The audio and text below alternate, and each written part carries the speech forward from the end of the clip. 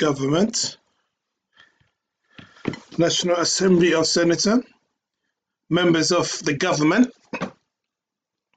members of the constitutional body, ambassadors, heads of diplomatic mission and representative of international organization,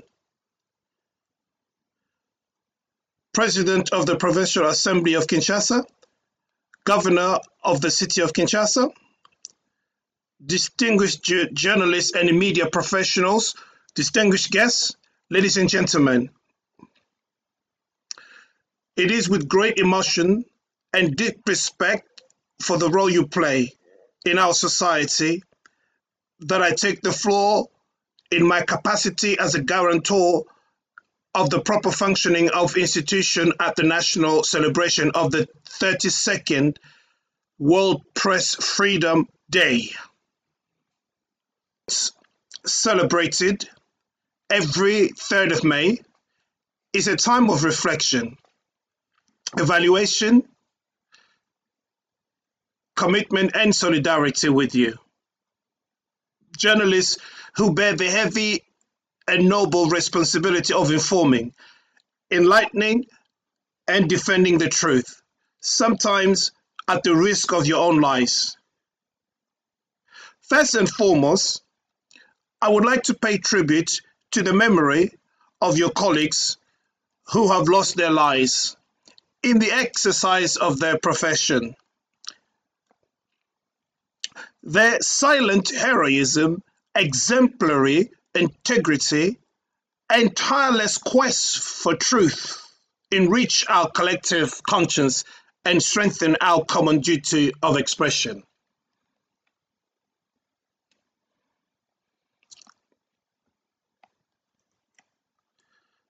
That is why, in their honor, I would like to ask you once again to please stand up for a solemn reflection.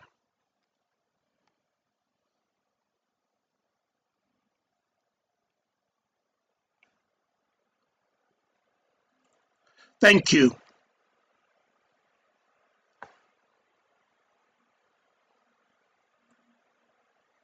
Ladies and gentlemen, this day is not just a ritual, but much more. It is a solemn act of commitment and a moment of collective vigilance for a better future. For celebrating press freedom in the Democratic Republic of Congo today, more than ever, it is affirmed with force our unwavering commitment to democracy, media pluralism, and access to the truth, despite the storms that beset us. Press freedom is a fundamental pillar of any democracy worthy of the name. In the Democratic Republic of Congo, we have made this principle a priority because a free press is a mirror of society, the guardian of our values and the voice of our people. Since my accession to the highest office, I have always affirmed my commitment to protecting this freedom, promoting media pluralism, and guaranteeing equitable national forum of freedom of press and information.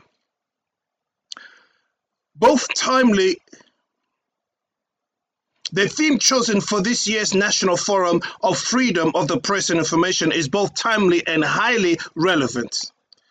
The Congolese journalists facing challenges of artificial intelligence, information, and disinformation in this time of Rwandan aggression.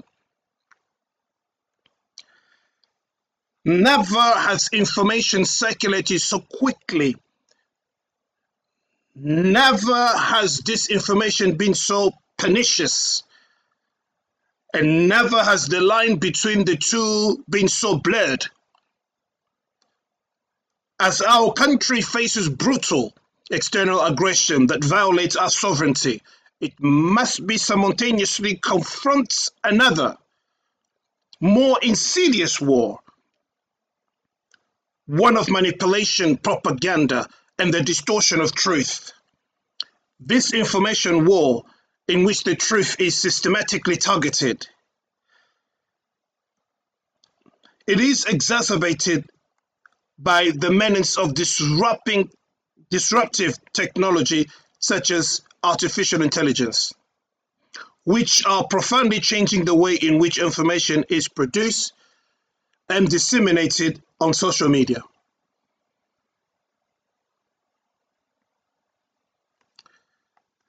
Political discourse in which artificial intelligence tools are used with increasing sophistication to spread confusion, fuel doubts, and destabilize mind through fabricated images.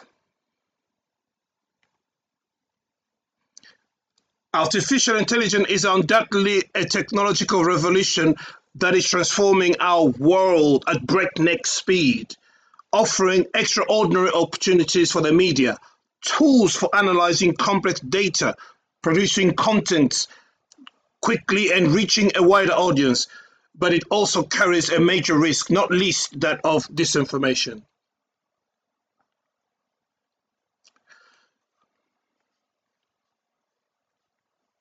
In recent years, our country has been a target of fake news, deep fakes, and disinformation campaign, often orchestrated by external actors seeking to minimize the crimes committed against our people and divert the attention of the international community, fuel mistrust towards the institution of the republic, stir up division within our local communities, and weaken our national cohesion.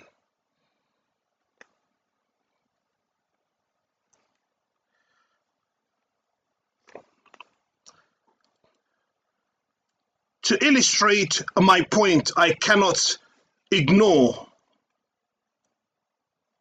the numerous instances of media manipulation surrounding the strategic partnership currently being finalized between the Democratic Republic of Congo and United States of America concerning the development of our critical minerals.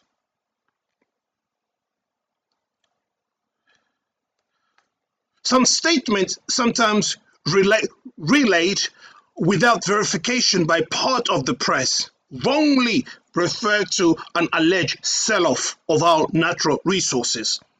These allegations are naturally unfounded, but are often part of an orchestrated campaign to weaken our economic sovereignty and undermine our country's effort to reposition itself strategically on the world stage. I stand before you today to solemnly reaffirm what I have always defended. Never, ever will I sell off the wealth of the Democratic Republic of Congo.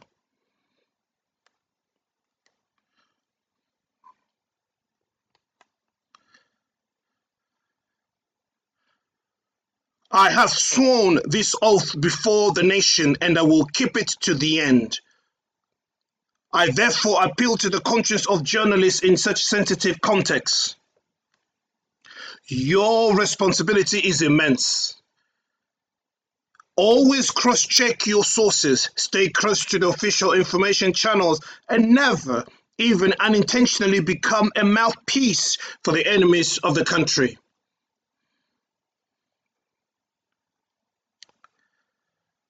Freedom of information is sacred, but it requires more than rigor, ethic, and loyalty to the truth and the higher interests of our people. Ladies and gentlemen, in a country ravaged by war, disinformation becomes a formidable weapon.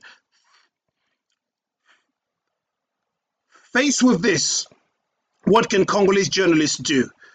They can resist, they can question, they can restore the truth. They can remind Congolese people that the dignity of a people begins with the mastery of its history, sovereignty, of its voice, and defense of its vital interests. In these times of war, freedom of the press cannot be separated from the duty of patriotic responsibility. It calls on every journalist to make a conscious choice to report information that contributes to the defense of the homeland. This is not about distorting the truth or imposing a single way of thinking, but about a clear and ethical commitment to reporting the facts, and only the facts, in strict accordance with your code of ethics and professional conduct. Dear journalists, in the face of the challenge facing our nation, your role is crucial than ever. You are the guardians of democracy, the watchmen and women, those who through your rigor and ethic can counter these waves of disinformation.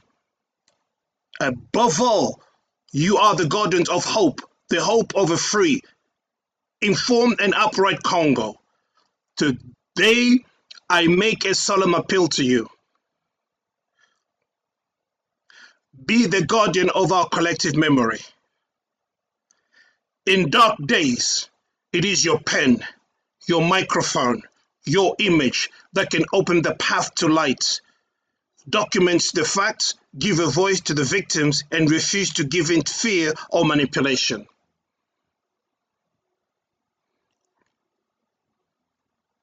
In this regard, I particularly salute the effort of those of you who, despite the risk, continues to report the truth from the front lines and in areas under the enemy occupation.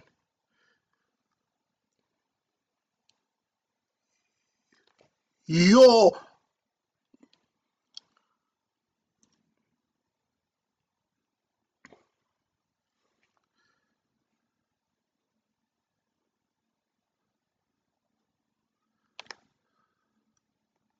actions are a pillar of national cohesion, a bulwark against the hate speech.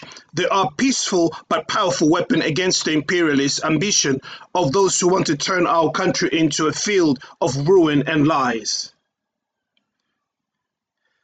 The nation will always stand alongside its journalists of integrity, responsible media outlets, and all those who refuse to allow the truth to be silenced.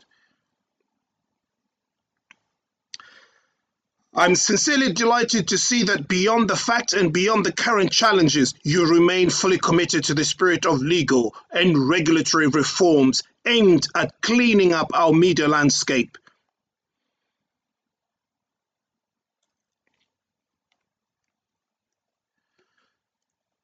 In this context, I welcome the election of the new executive committee to head the National Union of the Press of Congo,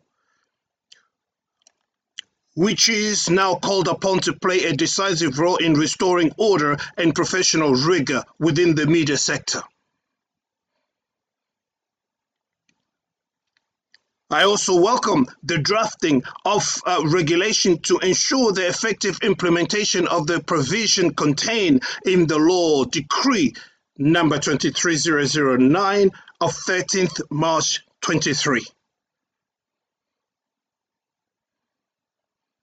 Laying down the conditions for the exercise of freedom of press, freedom of information, and freedom of broadcasting by radio, television, the written press, or any other means of communication in the Democratic Republic of Congo.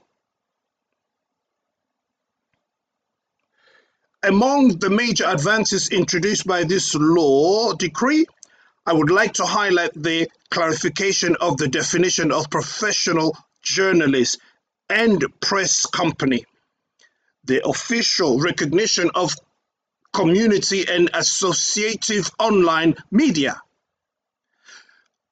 the strengthening of the powers of the High Council for Sound, Visual and Communication, as well as the legal recognition of the Union of the Press of Congo, the National Union of the Press of Congo, the establishment of a social security scheme for journalists, and the introduction of measures to support the economic viability of media, which is an essential condition for guaranteeing their independence. These advances are the result of the fruitful Republican dialogue and a collective commitment driven by the desire to make the Congolese press a true pillar of democracy, peace, and national cohesion.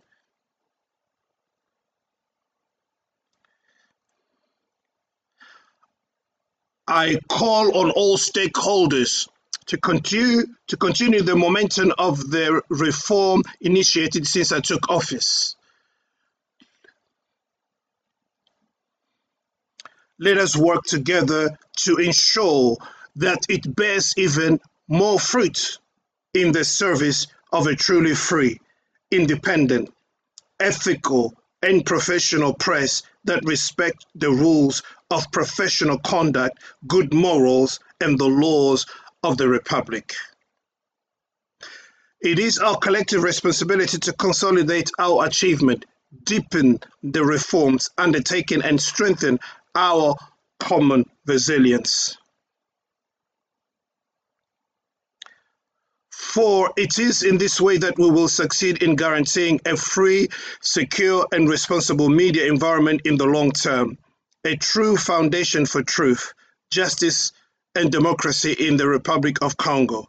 I conclude by reiterating this obvious truth. There can be no lasting peace without freedom of the press. There can be no real democracy without plurality of information. There is no strong republic without journalists who stand up for their principles. On this solemn day, I call on you to remain vigilant, united, and resolutely committed to this essential battle for truth, justice, and dignity for the Congolese people. May God bless the Democratic Republic of Congo. Live press.